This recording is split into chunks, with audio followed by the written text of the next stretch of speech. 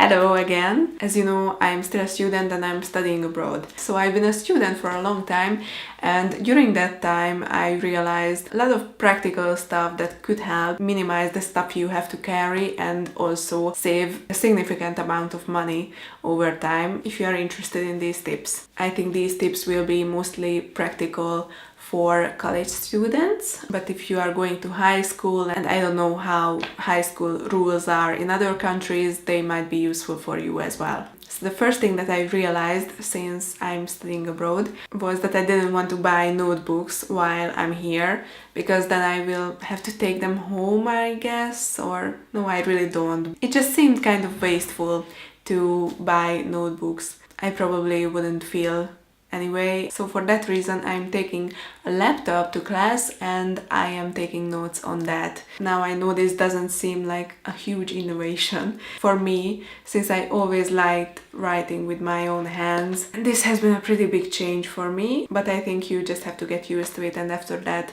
it is not a real problem. And by the way, the funny thing is, I wanted to mention this because that is one of the cases when you shouldn't declutter something, is I'm taking my really old laptop that is 6 or 7 years old, but which is pretty small. This is so small. So this way I don't have to carry the big high power laptop that is also very heavy, which is very useful when you require big computer performance.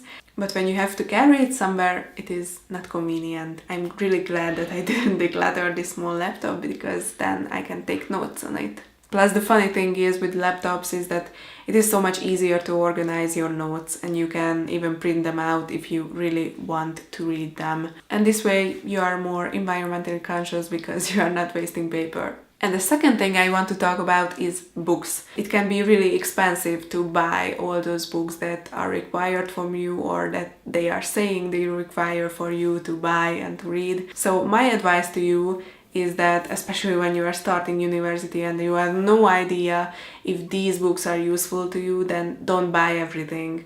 First, ask around people who have taken that particular class. They will be able to tell you if you really need that book or you don't. And if you really need that book, then first try and find notes from that book online, or go to the library and get that book, or just ask friends if they have that book and if they are willing to sell it to you or lend it to you. And that is also a tip that I didn't really practice for a long time, is buy your books used. I'm really serious about this, because just think about it. Every semester, so many students are who need that book, and so many students who will not ever use that book.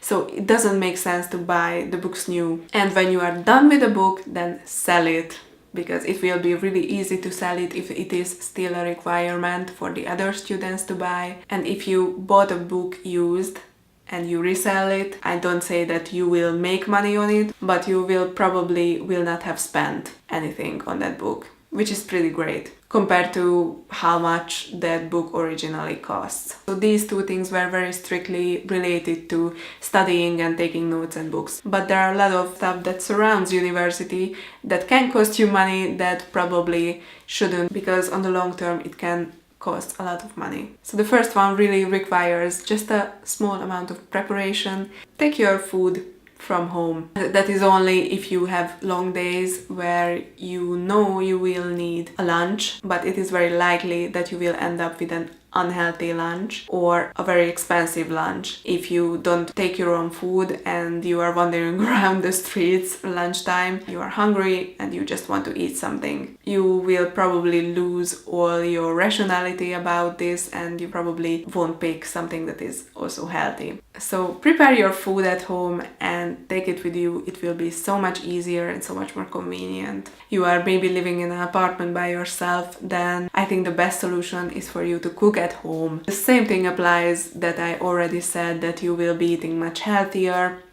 Home cooked meals are so much better for you, and you will also learn a pretty useful skill, how to cook for yourself. So these are basically only tips that, I don't know, if you really think about what you would do in a day, then you will realize them, but some people don't, and I didn't even realize them for a long time. So the next one is take something that you can drink in school. This could be coffee, this could be tea, and this could be water. Just think about it. You go into class, you will probably get thirsty in an hour, 2 hours tops. If you don't buy that particular coffee or tea or water, then you will save a significant amount of money because profit margins are always the highest on drinks. So just take one of these cups with you, fill it with whatever it is that you like that day. And also a useful tip which I had to remind myself again was that you can also just take the water bottle and fill it up at school. And that way you don't have to carry the water with yourself on the way to school. Pretty neat, right? So the last thing is, and I think the most exciting one, because this way you can even make money on school.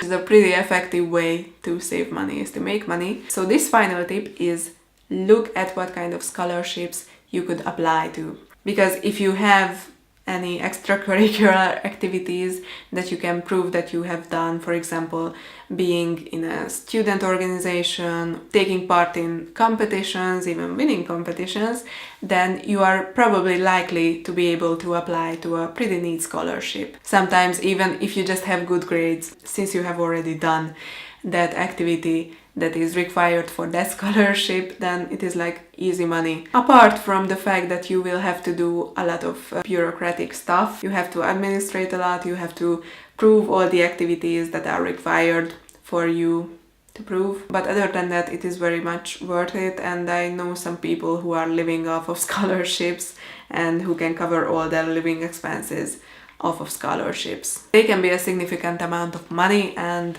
that is very useful when you are a student. So these were all the tips that I think are the most useful to be able to not to take a lot of stuff with you to school and not buy a lot of useless stuff that you will just have to get rid of anyway. I hope that some of these were useful to you, and if you have any other tips that were useful to you and you think that I should be doing them as well, then please share them with me. Otherwise, just have a very nice day.